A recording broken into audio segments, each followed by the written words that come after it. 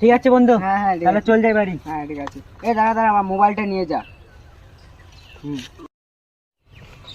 এই দাঁড়া দাঁড়া, তুই মোবাইল হাতে কেন নিলি? কেন, কি হবে? বন্ধুরটা বেচে কিনেছি 72 লক্ষ টাকা। সেফটি তো অনেক দামি মোবাইল।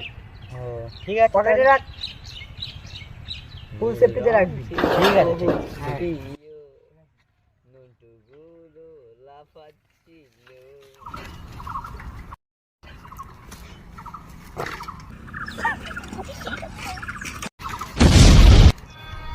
চল চল চল